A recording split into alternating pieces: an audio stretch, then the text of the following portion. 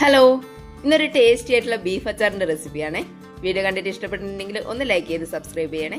ഇതെങ്ങനെ ഉണ്ടാക്കാൻ നോക്കാം. അതിന് വേണ്ടിയിട്ട് ആദ്യം തന്നെ ഒരു 10 ഈത്തപ്പഴം കുരുവെല്ലാം കളഞ്ഞിട്ടെടുക്കുക. നമ്മൾ ഇതിൻ്റെ അകത്തേക്ക് ഈത്തപ്പഴം കൂടി ചേർക്കുന്നുണ്ട്. അന്നേരമാണ് ഈ ബീഫ് അച്ചാറിന് നല്ലൊരു ടേസ്റ്റ് കിട്ടുക. ഈത്തപ്പഴം ആദ്യം തന്നെ ഒന്ന് സോക്ക് ചെയ്തെടുക്കണം. അതിന് വേണ്ടിയിട്ട് വിനാഗിരിയാണ് ഒഴിച്ചു കൊടുക്കേണ്ടത്. വെള്ളത്തിലല്ല സോക്ക് ചെയ്യേണ്ട, വിനാഗിരിയിൽ ഒന്ന് സോക്ക് ചെയ്യാൻ വേണ്ടിയിട്ട് വെക്കാം. അച്ചാർ ഉണ്ടാക്കാൻ വേണ്ടിയിട്ട് 1 കിലോ ബീഫാണ് എടുത്തിട്ടുള്ളത്. ഇതൊട്ടും എല്ലൊന്നും ഇല്ലാത്ത ബീഫാണ്, അച്ചാറിന് വേണ്ടിയിട്ട് മാത്രമായിട്ട് വാങ്ങിയിട്ടുള്ളതാണ്.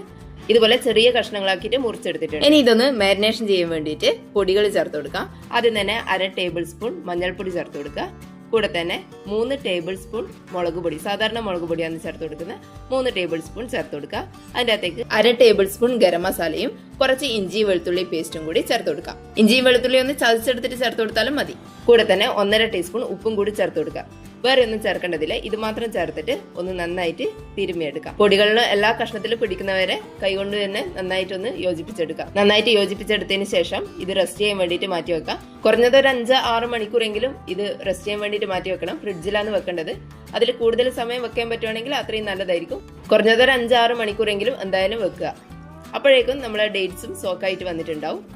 ഇനി ഇതൊന്ന് നല്ല പേസ്റ്റ് ആയിട്ട് അരച്ചെടുക്കുക. അതിന് വേണ്ടിയിട്ട് ഒരു മിക്സിന്റെ ജാറിലേക്ക് ഈത്തപ്പഴവും കൂടെ തന്നെ സോക്ക് ചെയ്യാൻ വേണ്ടിയിട്ട് ഒഴിച്ചു കൊടുത്തില്ല വിനാഗിരി അടക്കം ഒഴിച്ചു കൊടുക്കുക.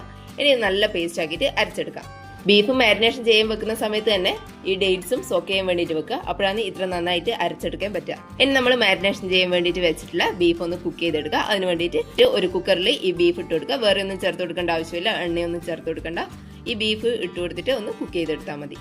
ഒരു 6-7 വിസിൽ വരുന്നവരെ കുക്ക് ചെയ്തെടുക്കുക. ബീഫിന്റെ വേവില് ചെറിയ മാറ്റം ഉണ്ടാവും, അതുകൊണ്ട് വിസിലിന്റെ എണ്ണം കൃത്യമായിട്ട് പറയാൻ പറ്റൂല. നന്നായിട്ടൊന്ന് വേവിച്ചെടുക്കാം. ഫ്ലെയിം ഓഫ് ചെയ്തതിന് ശേഷം ഫുൾ എയറും പോകുന്നവരെ വെയിറ്റ് ചെയ്യുക. അതിനുശേഷം മാത്രം തുറന്നു നോക്കുക. ബീഫിന്റെ അകത്ത് നന്നായിട്ട് വെള്ളം ഇറങ്ങി വന്നിട്ടുണ്ടാവും. ഇനി ഇത് ഹൈ ഫ്ലെയിമിൽ വെച്ചിട്ട് ഒന്ന് വറ്റിച്ചെടുക്കാം. ഈ വെള്ളം കളഞ്ഞിട്ട് ബീഫ് മാത്രം എടുക്കരുത്, വെള്ളം ഒന്ന് വറ്റിച്ചെടുക്കാം. ഹൈ ഫ്ലെയിമിൽ കുറച്ചു നേരം വെക്കുമ്പോൾ തന്നെ വെള്ളം നന്നായിട്ട് വറ്റി വന്നിട്ടുണ്ടാവും. ഇടക്കൊന്ന് ഇളക്കിയിട്ട് കൊടുക്കുക. അടിയിൽ പിടിക്കാണ്ടിരിക്കാൻ വേണ്ടിയിട്ട് ഇടക്കിടക്കൊന്ന് ഇളക്കിയിട്ട് കൊടുത്താൽ മതിയാവും. ഇനി ഒരു പാത്രത്തിലേക്ക് 1/4 കപ്പ് എള്ളെണ്ണ ഒഴിച്ചു കൊടുക്കാം. ഈ അച്ചാർ ഉണ്ടാക്കാൻ വേണ്ടിയിട്ട് എള്ളെണ്ണയാണ് ഉപയോഗിക്കുന്നത്, വേറെ ഒരു എണ്ണയും ഉപയോഗിക്കുന്നില്ല. അച്ചാർ കൂടുതൽ കാലം കേടുകൂടാണ്ടിരിക്കാൻ വേണ്ടിയിട്ടാണ് എള്ളെണ്ണ ഉപയോഗിക്കുന്നത്. പക്ഷെ ഈ അച്ചാർ പെട്ടെന്ന് തീരും. എന്നാലും എള്ളെണ്ണയിൽ ഉണ്ടാക്കുമ്പോഴാണ് അച്ചാറിന് നല്ല ടേസ്റ്റ് ഉണ്ടാവുക. അതുകൊണ്ട് എള്ളെണ്ണ തന്നെ ഉപയോഗിക്കുക.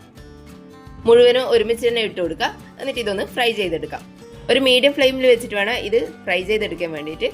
ഒരു 20 മിനിറ്റ് നേരം ഫ്രൈ ചെയ്തെടുത്താൽ മതിയാവും. ഒരുപാട് നേരം ഫ്രൈ ചെയ്ത് അതിന്റെ ടെക്സ്ചറെല്ലാം മാറി ഉണങ്ങി വരുന്നവരെയൊന്നും ഫ്രൈ ചെയ്തെടുക്കേണ്ട ആവശ്യമില്ല. ബീഫിലെ വെള്ളത്തിന്റെ അംശം എന്തെങ്കിലും ഉണ്ടെങ്കിൽ അതെല്ലാം ഒന്ന് ഡ്രൈ ആയി വരുന്നവരെ മാത്രം ഒന്ന് ഫ്രൈ ചെയ്തെടുത്താൽ മതി. ഇതുപോലെ എണ്ണയെല്ലാം നന്നായിട്ട് തെളിഞ്ഞു വന്ന് ബീഫിന്റെ പുറംഭാഗമൊന്നും മുരിഞ്ഞു വന്നു കഴിഞ്ഞാൽ ഫ്ലെയിം ഓഫ് ചെയ്ത് കൊടുക്കാം. ഇനി നമ്മൾ അച്ചാർ ഉണ്ടാക്കാൻ വേണ്ടിയിട്ട് ഒരു പാത്രം എടുക്കുക. ഞാനിപ്പോൾ ബീഫെല്ലാം മാറ്റിയിട്ട് അതേ പാത്രം തന്നെയാണ് എടുത്തിട്ടുള്ളത്. ഇനി അതിൻ്റെ അകത്തേക്ക് ബീഫ് ഫ്രൈ ചെയ്യാൻ ഉപയോഗിച്ച എണ്ണ, അതിലെ പൊടിയെല്ലാം ഒന്ന് അരിച്ചെടുത്തതിന് ശേഷം ഈ പാത്രത്തിലേക്ക് ഒഴിച്ചു കൊടുക്കാം. പൊരിച്ച പാത്രത്തിൽ തന്നെ ചെയ്തു കഴിഞ്ഞാൽ അതിൻ്റെ അടിയിൽ കരടെല്ലാം ഉണ്ടാവും. അതുകൊണ്ടാണ് പാത്രം വേറെ എടുത്തിട്ട് അതിൻ്റെ അകത്തേക്ക് എണ്ണ അരിച്ചൊഴിച്ചു കൊടുക്കുന്നത്. ഇനി അതിൻ്റെ കൂടെ തന്നെ കുറച്ച് നല്ലെണ്ണ കൂടി ഒഴിച്ചു കൊടുക്കാം. എണ്ണ നന്നായിട്ട് ചൂടായി വന്നു കഴിഞ്ഞാൽ അതിൻ്റെ അകത്തേക്ക് 1 കപ്പ് വെളുത്തുള്ളി ചേർത്ത് കൊടുക്കാം. വലിയ വെളുത്തുള്ളി ആണെങ്കിൽ ഒന്ന് നുറുക്കിയിട്ട് ചേർത്ത് കൊടുക്കുക. ചെറുതാണെങ്കിൽ 2 കഷ്ണങ്ങൾ മാത്രമാക്കിയിട്ട് ചേർത്ത് കൊടുത്താൽ മതിയാവും. ഇനി ഇതിൻ്റെ അകത്തേക്ക് നീളത്തിൽ അരിഞ്ഞിട്ടുള്ള ഇഞ്ചി ചേർത്ത് കൊടുക്കാം. കൂടെ തന്നെ ഒരു 5 പച്ചമുളക് വട്ടത്തിൽ അരിഞ്ഞിട്ടും കൂടി ചേർത്ത് കൊടുക്കാം. ഇനി ഇതെല്ലാം കൂടി നന്നായിട്ടൊന്ന് വഴറ്റിയെടുക്കാം. ഇഞ്ചിന്റെയും വെളുത്തുള്ളിന്റെയും എല്ലാം പച്ചച്ചവയെല്ലാം മാറി ഒന്ന് മൂത്ത് വരുന്നവരെ ഇതുപോലെ തന്നെ വഴറ്റി കൊടുക്കാം.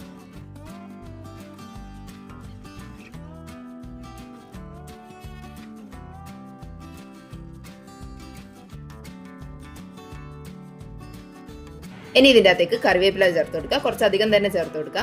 ഇത് കഴുകി തുടച്ചിട്ട് ഒട്ടും വെള്ളമൊന്നും ഇല്ലാണ്ടാണ് ചേർത്ത് കൊടുക്കുന്നത്. ഇനി അതിൻ്റെ കൂടെ തന്നെ കുറച്ച് വറ്റൽ മുളക് ചെറുതായിട്ട് അരിഞ്ഞതും കൂടി ചേർത്ത് കൊടുക്കാം. ഇനി ഇതെല്ലാം കൂടി നന്നായിട്ടൊന്ന് വഴറ്റിയെടുക്കാം.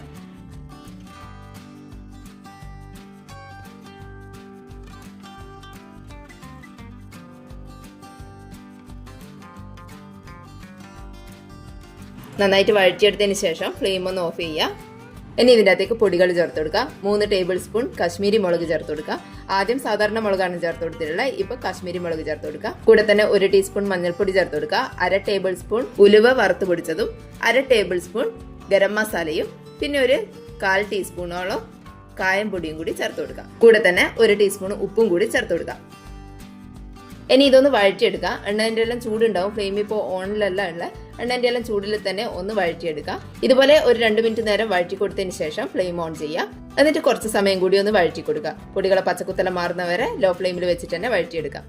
നന്നായിട്ട് വഴറ്റിയെടുത്തതിന് ശേഷം അതിലേക്ക് നമ്മൾ അരച്ച് വെച്ചിട്ടുള്ള ഈത്തപ്പഴത്തിന്റെ പേസ്റ്റ് ചേർത്ത് കൊടുക്കാം.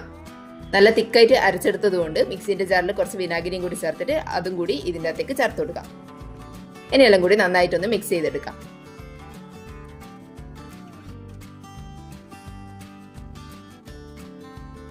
ഇനി ഇതിൻ്റെ അകത്തേക്ക് 1 കപ്പ് വിനാഗിരി ചേർത്ത് കൊടുക്കുക. 1 കപ്പ് മതിയാവില്ല, ആദ്യം 1 കപ്പ് ചേർത്ത് കൊടുക്കുക.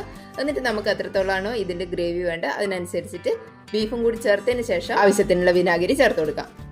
ഇനി ഇത് നന്നായിട്ട് തിളക്കുന്നവരെ ഒന്ന് വഴറ്റി കൊടുക്കാം. എണ്ണയെല്ലാം തെളിഞ്ഞ് വരുന്നവരെ ഒന്ന് വഴറ്റി കൊടുക്കണം.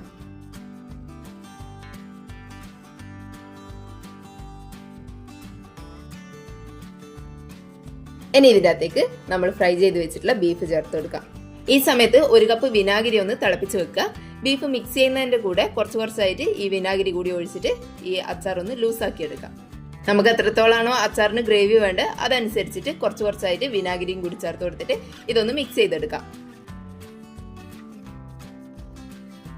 ഞാനിപ്പോൾ ഇവിടെ 1 കപ്പ് വിനാഗിരി മുഴുവനായിട്ട് ചേർത്ത് കൊടുത്തിട്ടുണ്ട്. ഇത്ര ഗ്രേവിയിലാണ് ചെയ്തെടുത്തിട്ടുള്ളത്.